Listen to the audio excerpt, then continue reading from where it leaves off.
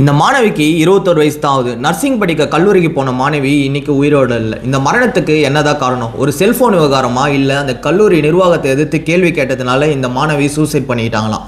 என்ன விஷயன்றதை பார்ப்போம். கன்னியாகுமரி கருங்கல் பகுதியில் இருக்கக்கூடிய பெத்தலம் நர்சிங் காலேஜில் அன்சிஜி நர்சிங் 3வது ஆண்டு படிச்சுட்டு வராங்க. கடந்த ஆகஸ்ட் 14ஆம் தேதி அந்த காலேஜ் 3வது மாடியிலேருந்து கீழே வந்து சூசைட் பண்ணிக்கிட்டாங்க.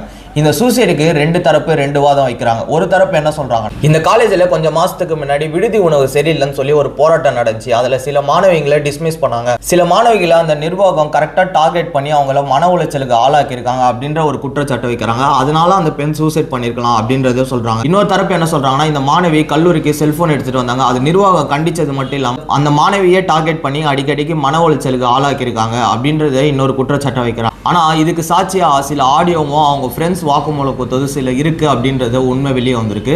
இந்த மாணவிக்கு நீதி கிடைக்கணும்னு சொல்லி சில பேர் போராட்டம் பண்ணாங்க. அவங்கள கைதும் செஞ்சிருக்காங்க. இந்த விஷயத்துல எல்லாருமே என்ன நோட் பண்ணணும், எந்த பிரச்சனைக்கும் சூசைட் ஒரு தீர்வு இல்லைன்னு சொல்லி யாரும் சூசைட் பண்ணிக்காதீங்க. இதுக்கு என்ன காரணம் இன்னும் முழுமையா தெரிய வரல. தெரிய வந்தா நான் உங்களுக்கு கண்டிப்பா கன்வே பண்றேன். மறக்காம ஒரு ஃபாலோ மட்டும் பண்ணி வச்சுக்கோங்க.